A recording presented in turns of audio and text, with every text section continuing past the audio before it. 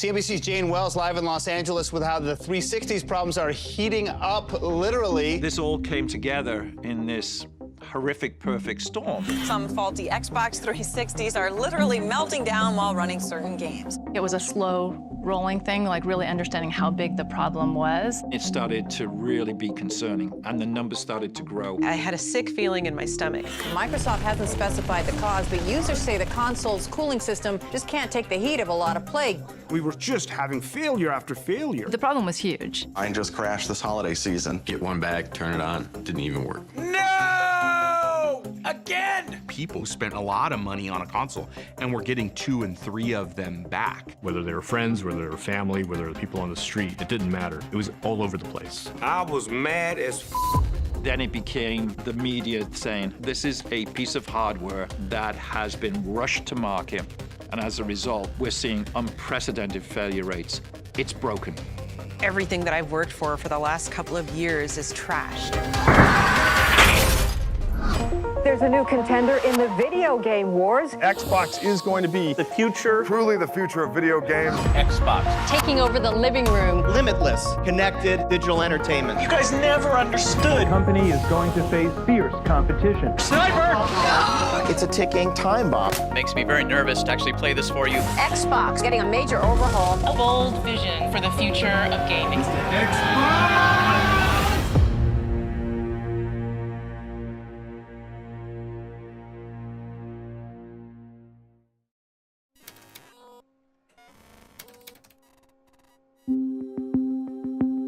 Without a doubt, the most Herculean feat of the original Xbox was that it survived. Looking at the history of the video game business, you would have given them 1,000,000 to 1 chance. So the achievement is that we made it to Xbox 360. And internally, it's fun to laugh at lots of the missteps. You'll see Xbox will actually start up. Like, we can laugh at the Xbox didn't turn on at the original unveil.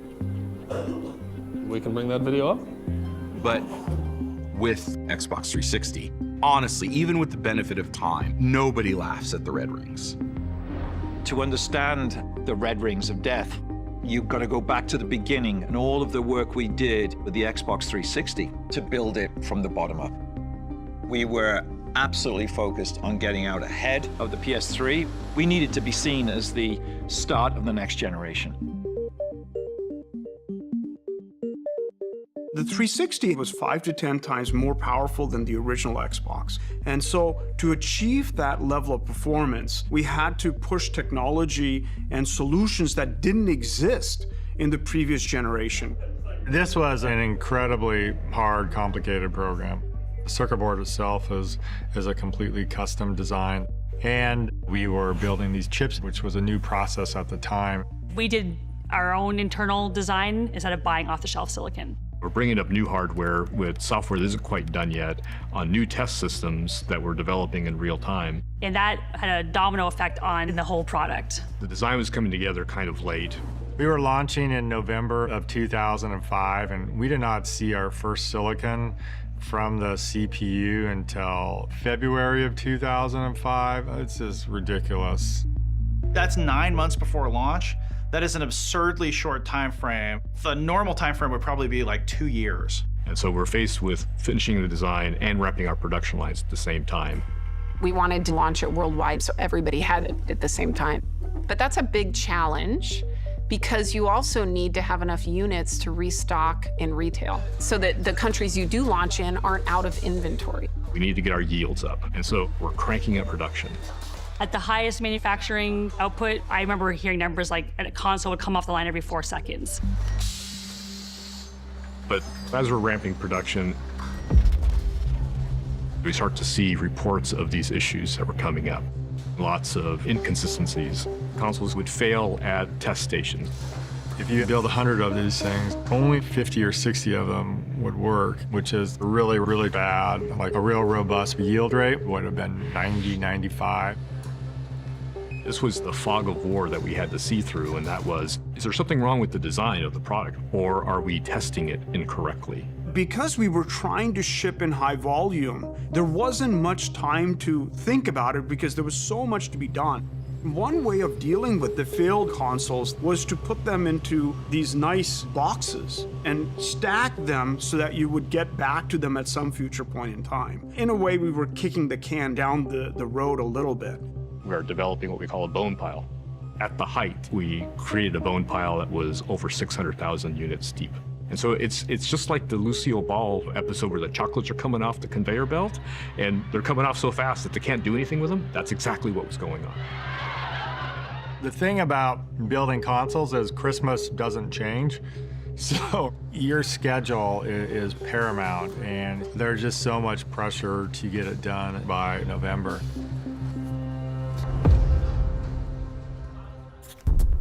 After a hectic lead-up to production and months of intense troubleshooting, engineers finally managed to solve the technical issues that had plagued the 360.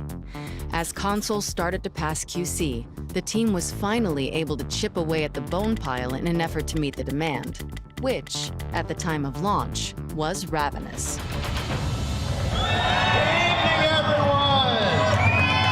So here is ready for Xbox 360. I'm outside the Best Buy in Midtown. It's raining here in New York, but these gamers don't care. They've been out here in the rain since early this morning, and they're not leaving until they get an Xbox 360. When the Xbox 360 launched, there was a palpable excitement for this console. The Xbox 360 finally got out of your dreams and into your car. Microsoft had their fingers firmly on the pulse of what gamers were expecting, and they clearly had a vision of what gaming would be for the future. We got in with something that was unique and revolutionary, a gorgeous design, the concave elements of the 360. It really felt, in some ways, that Xbox had actually just arrived. This new world of online, this new world of social engagement, this new world of building communities. We at Microsoft had absolutely nailed that experience. The demand was really, really high. We were selling every single unit we could ship into the market. Now, I know there are a lot of fans out there that want a 360. There's a shortage out there. You know, is that a marketing strategy, or can you not produce enough? What's the real story on that? We are making as many as we can, 24 hours a day, 7 days a week. We're flying them in. Ultimately, we got through our challenges of production, and we just need to be able to catch up. By hitting the market a full year before PlayStation 3, Xbox 360 had a head start on the competition. But Sony was still the undisputed industry giant, and they had every intention of keeping it that way. It was the year after we shipped, when PS3 was coming out. We were paranoid. Sony had such credibility that they had cultivated from the PlayStation 1 to the PlayStation 2. So they were riding on this tidal wave of success and goodwill from gamers. Coming off the PlayStation 2, Sony had done everything right, the most successful platform in game industry history, and really just needed to stay to the playbook. In contrast to that, you just witnessed Microsoft coming to market at the right price a year before you're able to come to market. So you know you're facing formidable competition. PlayStation 3 is the best-of-breed computer entertainment platform. PlayStation 3 was positioned as a premium product from the get-go. This was going to play games, but it would also play Blu-ray discs. So it was seen more as kind of an entertainment machine. We knew they were going to be somewhat arrogant. The next generation doesn't start until we say it does. And they would price their console to where they felt they needed to have it because they felt that they were untouchable. This is sort of pre-live streaming era, and a bunch of us were huddled around one person's laptop, like a 15-inch laptop screen, streaming Sony's press conference. And then they dropped the price. In North America, the PlayStation 3 will be available at retail for $599 US, $659 Canadian. Wait a minute, did $599? $599. Nobody was prepared for that. Back then, consoles didn't launch at those kind of price points. It was like, holy cow, we just got handed this generation. We were high-fiving each other, people were crying. There were just all these ways that Sony had put their own foot in their mouth. Sony said it would be a privilege for people to work extra hours to afford their overly priced console. You have an over-engineered machine that's going to be incredibly expensive to manufacture. And that opened a window for Microsoft to be able to sort of say, hey, like, we have a great system that's going to play all the games you want to play. We've got better online for cheaper. Thank you very much, and have a great show. Becoming CEO right after the launch of PlayStation 3 was like being made captain of the Titanic right after it hit the iceberg.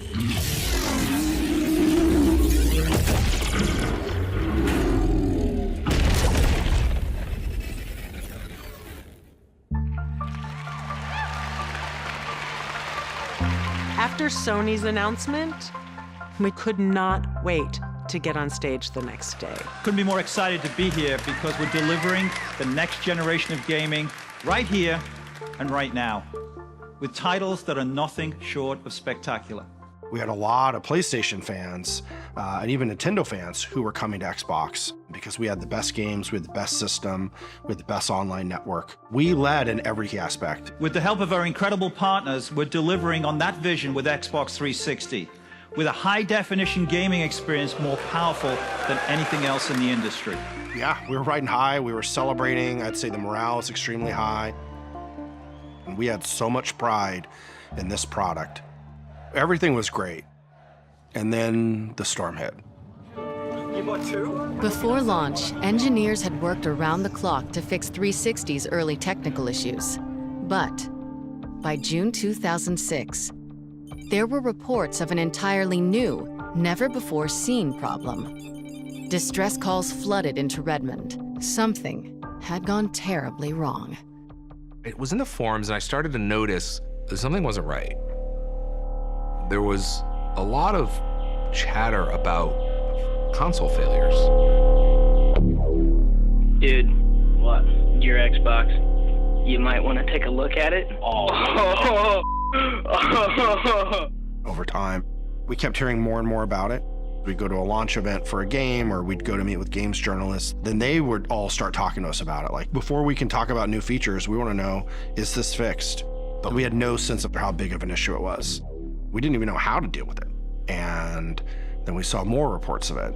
Microsoft have been in the news with their latest computer system, but it seems the last big product they launched can have some problems. That's the first time I seen this. There it is. Mother. The Xbox 360 had a really cool feature where there were 4 green lights around the Xbox emblem. Each of those lights corresponded to a specific controller, and so that's how you knew what player you were in the game. We also used the ring to tell people when there were issues. It's like the check engine light on your car.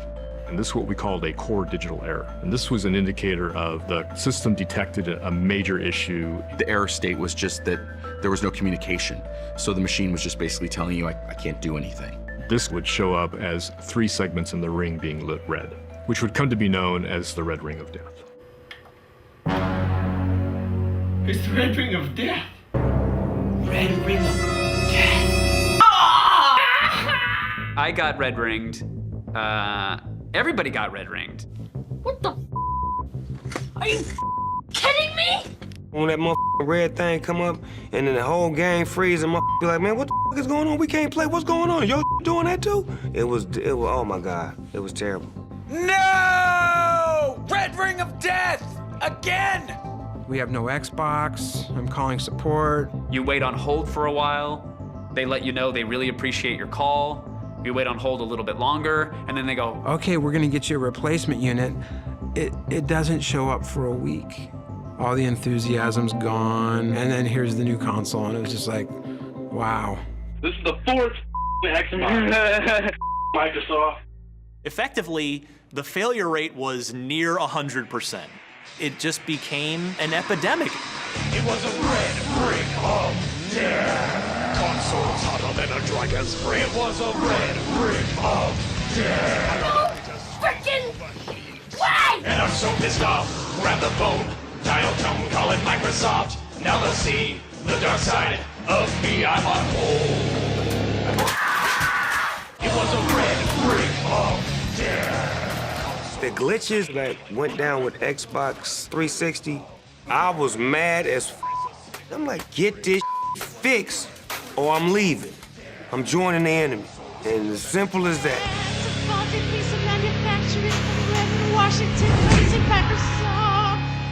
I feel kind of sorry for it.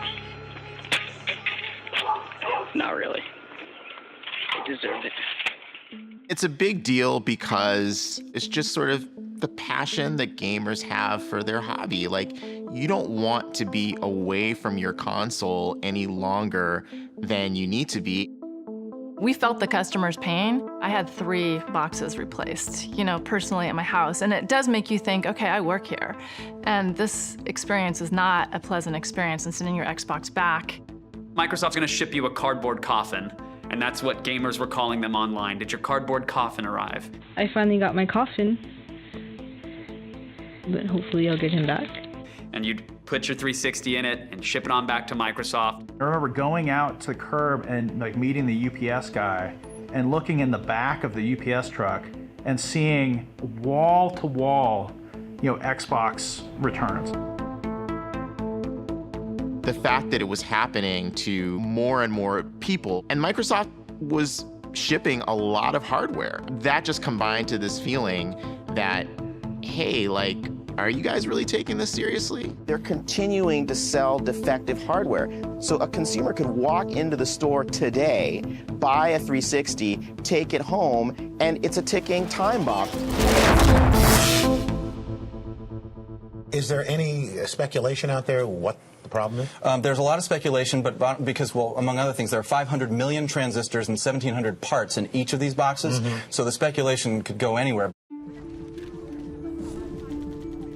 Whenever we had new game launches or new system updates, I would be out meeting with the top games journalists, showing them all the new stuff. And I'm trying to sell them on the future, and they're like, dude, my console's not working, like it's broken. For those who have experienced the flashing red lights, what causes this exactly? That's kind of part of the problem, Kevin. Microsoft has been very vague about the specific causes. They won't cite any specifics. They won't say exactly why. We didn't have all the answers at that time. We were trying to figure this out.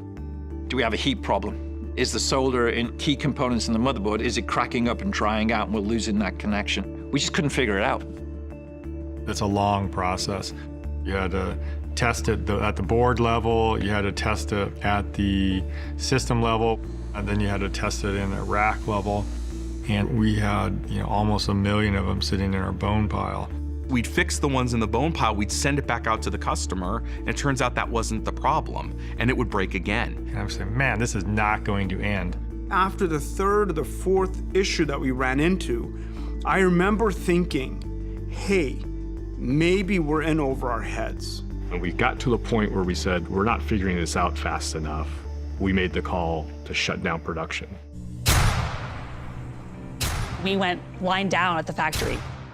We wanted to figure out how to solve it before we built any more units to go to customers. It stretched every bit of our imaginations to try to figure out exactly what was going on and how to fix the problem. This went on for months. These were the darkest days of my career. Are people going to now go out and buy PlayStation or Nintendo? Are they going to leave us as a brand? Every day you weren't gaming was a bad day for you. You trusted us and you'd invested this money in us and we let you down. Not gonna work. This was an incredibly trying time. People use phrases like you figure out what people are made of. Having gone through it, I can actually say that happens.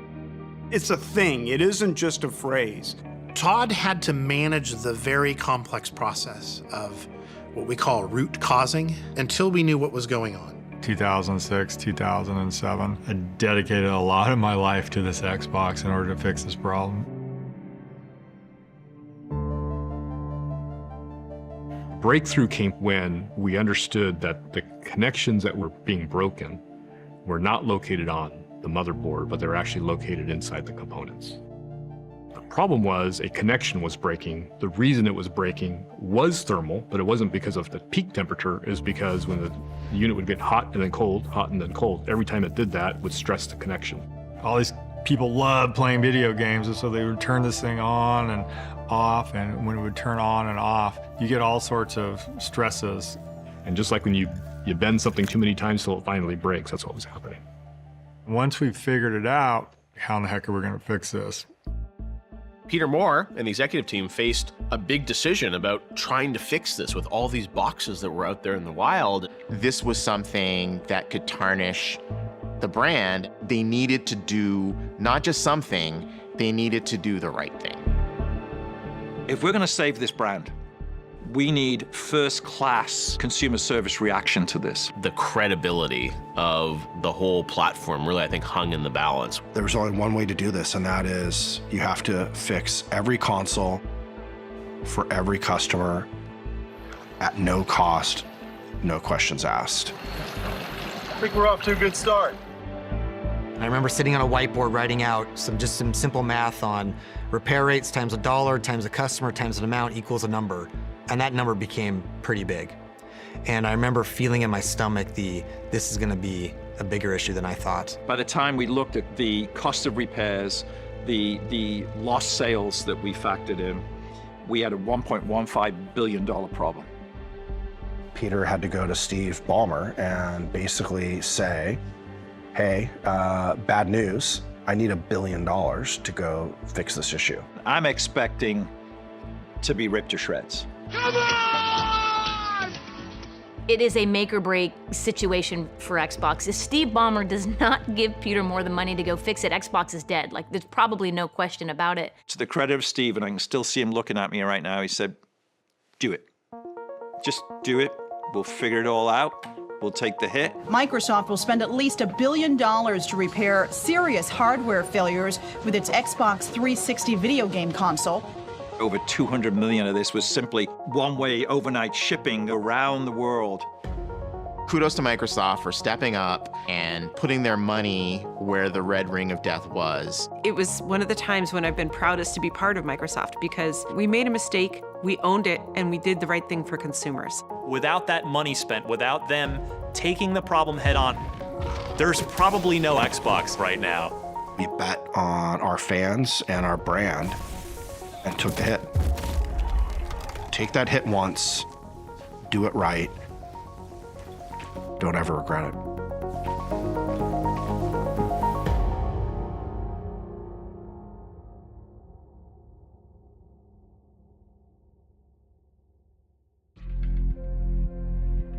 When the 360 died on me, I was pissed that it died, but I wasn't pissed at Microsoft. I just really wanted to get the 360 again and start playing again because it was just awesome. It was frustrating, but they had hooked us.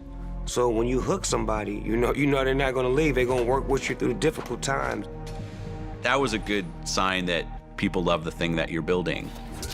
But even $1 billion mea culpa may not have been enough had it not been for two X factors: a library of celebrated game titles and support from game developers who loved how easy it was to program for Xbox 360 and saw in it the potential to take gaming to places previously unexplored.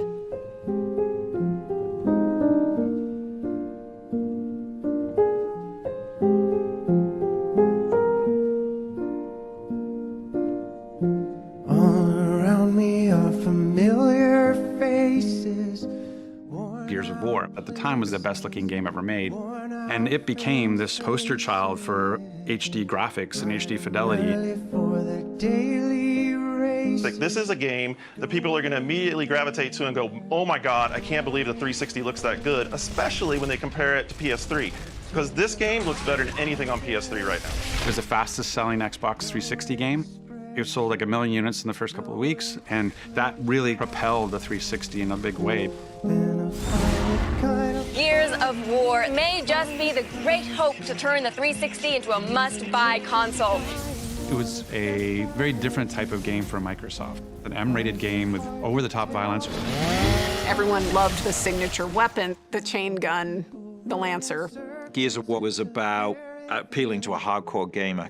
The people that play Gears, they have so much passion, and people get tattoos, and it's just the deep connection they have with the franchise and the game. It's unlike any other franchise that we have. That was satisfying. And all of a sudden you see this tide turn of every publisher is then developing for the Xbox 360.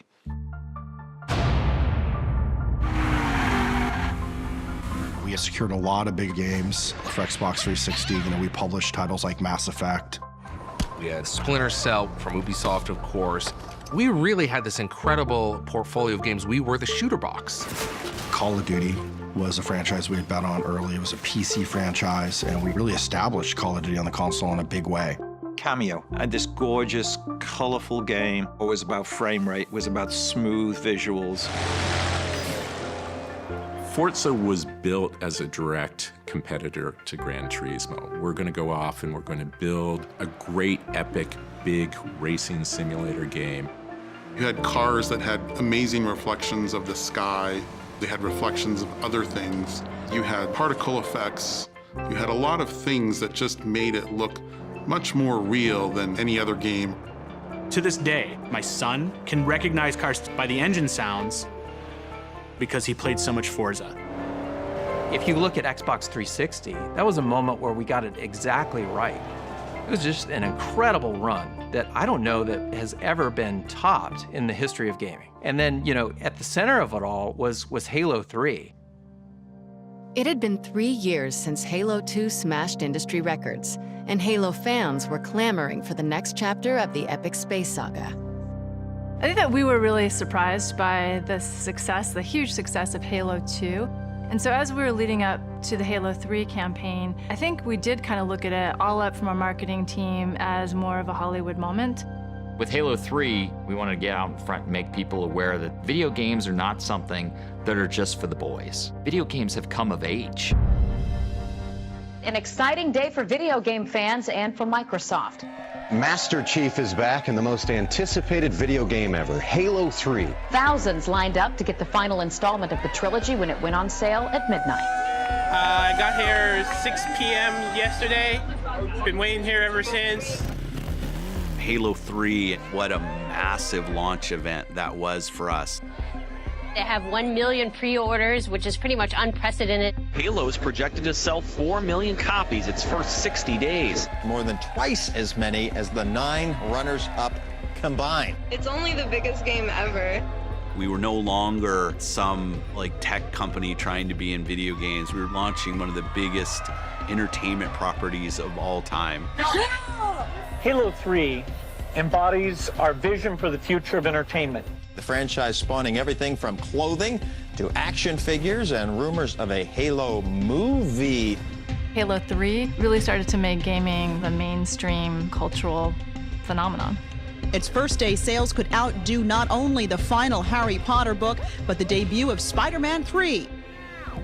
When everything was tallied, we had generated over $170 million in revenue in the first 24 hours, setting a new record for the biggest day in entertainment history. It was just an amazing moment. It was one thing after another. We had games, we had Time Magazine. Everything started clicking and it felt like something's happening.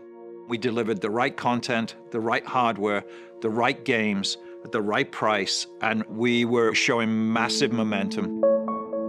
The ship had sailed and sailed magnificently and kept sailing full steam ahead. Only a week ago, Peter Moore took the stage in Santa Monica, California for Microsoft's E3 press event. A mere 7 days later, the man in charge of the 360 and the Games for Windows division has decided to move on to EA Sports. I left Xbox because I felt like I had done what I needed to do.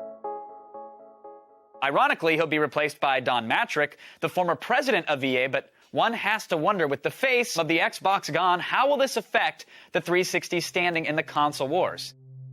Don Matrick was a really accomplished game developer. As a kid, he wrote these amazing games, and he was just super smart. Don's really an innovator. He's a business leader. He's really into the tech. He really wanted the Xbox to be a product that could reach a broader and broader market. When I joined Microsoft, Steve Ballmer said Xbox needs to have more than a true product lifecycle. And to do that, we need to place bets, we need to move into new categories, we need to innovate and create new hit products, both in gaming and in entertainment. When Don Matrick came on board, it was more about trying to appeal to a completely different audience and a very broad audience. So there was this one meeting where he shows up and he says, we're not going for 30 million consoles, we're going for 300 million consoles. And the strategy behind that was we need to make casual experiences. When the Xbox 360 launched, we had Xbox Live built in. We had this very basic blade for Marketplace, and we had only game content. One of the things that I've been tasked to do was go get us some entertainment content, which was an entirely new idea of the time. We started doing deals with studios. We were excited when we had 1 movie and then 2 movies and 5 movies and 10 movies. Microsoft's Xbox will transform into a next-generation entertainment hub. Users will be able to navigate through music, movies, television shows. For the first time, we were realizing that streaming and digital video content was going to be a big deal. And then we had Netflix come on. Xbox 360 was a big part of putting Netflix in the living room. At the time, Netflix was a mail-order DVD catalog service. Nationally, Netflix moves more than 1.5 million DVDs a day. There's 40 of these warehouses around the country. Right. So that nearly every customer gets next-day delivery. Netflix hadn't done anything with digital streaming. We thought, why don't we call them up, see if they would be interested in distributing their content through Xbox 360. We definitely accelerated their growth because we introduced them to tens of millions of devices that were connected to a TV overnight. It's a great opportunity for Xbox members to never leave the sofa. You know, watch movies from Netflix, play great games. It's a great platform.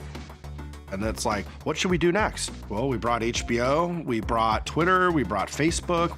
Today, that may not seem that revolutionary, but at the time, the idea to be able to do that all in one box had just never been done before. Our Xbox Live community, the digital streaming services, the gamer tags, the achievements, the experiences, they were things that we would hear consumers say they loved and competitors say they were envious of. Xbox Live really proved that people wanted digital content. I think that created this sort of ripple effect that affected Nintendo. They knew that they probably needed to shift on how they did some things. They weren't just going to give you another console, they were going to give you a console that did something different. This is Mike. By day, he's Mike the businessman. But when he picks up the new Wii Remote from Nintendo, he's Mike the warrior superstar athlete man. Holiday of 2006, Nintendo released the Wii and turned the world upside down. We're confident because for pick up and play games, there's nothing like it. For baseball, for tennis, games like that, it's fantastic. But with the nunchuck, what you're able to do in a first-person type of game is a huge step forward in control. Nintendo came out of left field with a device that wasn't based on technology. It was based on a simple entertainment experience of being able to play a game without being a button masher on a controller. It really resonated with a mass audience, a wider audience. All of a sudden, parents are playing video games with their kids again. Suddenly, you heard people talking about video gaming as something that was good for you. Wii Fit is about bringing fun into fitness. Video gaming as an approachable thing that everybody could do. They went after senior citizens, they went after female gamers, they went after people who are not traditionally gamers. Clearly, they expanded the audience and they took gaming to mainstream entertainment. I remember Bill putting a lot of pressure on the Xbox leadership team. How did we miss motion gaming? What can we do to catch up? We need to compete. We need to advance our game strategy. We don't want to do a Wiimote ripoff. We want to do our own thing. Don also had this vision for controller-free gaming. What would it be like if instead of waving something, we were recording movement? We were recording state of people physically through a camera. The controller, he thought, was this impediment to more people playing games because you had to kind of learn this device. And his view was like, hey, if people could just like swat at things or move things or drive a car like this. It's kind of crazy, but it's like if you could drive a car like this, that would make more people more willing to play video games. We set out to really make the console approachable to a whole new generation of people, to a whole new set of people that wouldn't otherwise think about gaming as something that it was for them. We had already been doing some technology exploration where we could map people using depth sensing and RGB cameras and microphones and stuff, and you could have that by your television rather than holding something, you could still get these similar type of experiences. The idea that we were going to use IR kind of display, projection and reflection, to measure movement was pretty magical. Every step of the Kinect process was an inventing step. A lot of this work, we had to figure out how to hack our way into it. We prototyped probably 30 activities. We found that the whole body activities were actually the most fun. And so that's what we ended up focusing on, to create something totally new for gamers.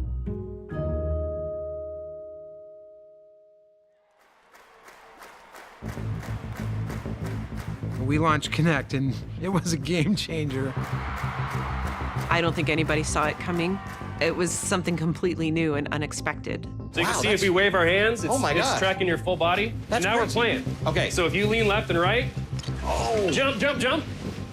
In your opinion, John, how does this compare to the Wii and the Wii Fit? Oh, completely blows it away. And this extends far past just gaming. It's crazy. It's Minority Report status. That's how I see it. When I saw the Kinect, I thought, oh, finally. Like, this is something we're going to use for VR eventually. It's going to be amazing to have you in the game. Because it's motion gaming, people think, oh, it's like the competitors. It is a completely different thing, and you have to play it to understand that. And the games were really fun. It really unlocked a new game experience for people. Fireball! Start getting people all cheering and yelling and, you know, encouraging the person who's actually playing to try new things. The idea that, like, you would have people over for dinner, and then afterwards, everybody would want to turn on the Xbox and go play ping pong or go play Kinect Sports or go play a Dance Central. That just gave Xbox 360 a whole nother sense of purpose. In the first 60 days, we sold over 8 million Kinect sensors worldwide. Kinect was a technological marvel, but it totally fell flat with core gamers. Kinect didn't work with Halo. But Kinect was an amazing tool for so many things like research and how we think about augmented reality and virtual reality experiences. It's been fun to watch innovation of computer science come not from academia or industry, but to come from gaming. And it turned out that Kinect creative community just went on to do incredible things with this device. People got into hacking the Kinect early last year. Smartly, Microsoft responded by welcoming that and encouraging more development. People were taking all the IR data and the voice data, and it was a rich source of creativity for other types of applications. What is neat is the technology that is used in video games now and how it can be applied to other things, not just gaming. And they're calling it the Kinect effect. Microsoft's Kinect could revolutionize medicine. Being used to aid the rehabilitation of stroke patients, also by people who work with autistic children. Kinect today is mostly used outside of gaming. So gaming has created this piece of technology that today drives the industry forward. With Xbox 360, we had an amazing product that had finally broken through. The ecosystem was healthy. Consumers were engaged. In North America and Europe, it was the top-selling hardware device. Xbox 360 has been the #1 selling console every month for the last 6 months. It was a pretty great second iteration for Microsoft as a company. Against all odds, the Xbox 360 basically won that second console generation. By the end of that generation, I think people had sort of felt the pendulum had swung from PlayStation dominance to Xbox dominance. There were more players than ever playing Xbox. The brand really was in a terrific place. And there was no chance. There's nothing Microsoft could do that could possibly torpedo the success they had with the Xbox 360. We're about to change entertainment forever. Again. Because we're going to take all that we learned in more than 30 years of innovation and use it to change television, TV, TV,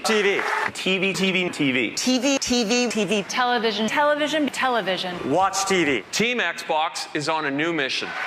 This is it, Xbox One. I cannot believe this press conference. We've got this vast amount of gamers that are increasingly loving Xbox, and we're building great experiences that they've never seen before. And now we're going to be the connected TV, so we're going to have the set-top box for the living room. And it turned out like nobody wanted that. Oh, hell no, Microsoft. Hell no.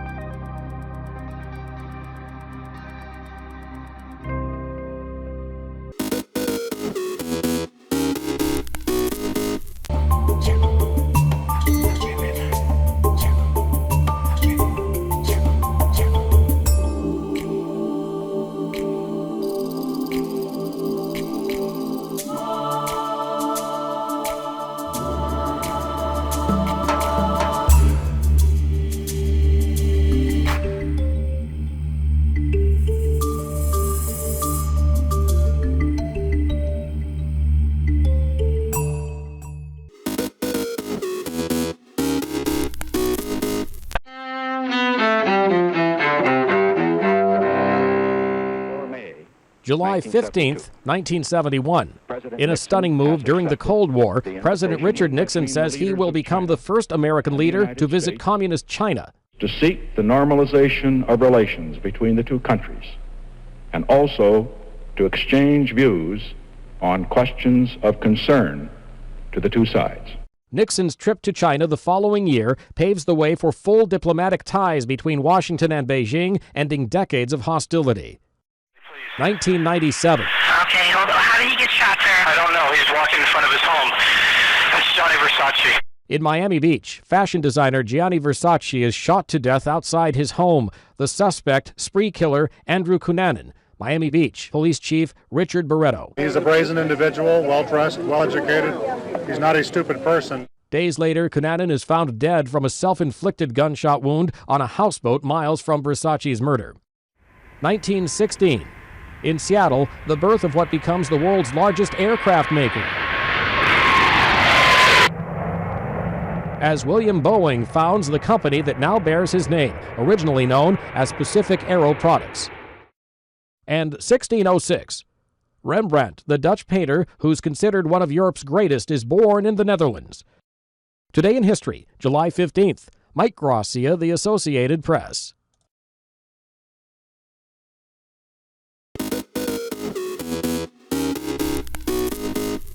Welcome back in our studio, and in today's news,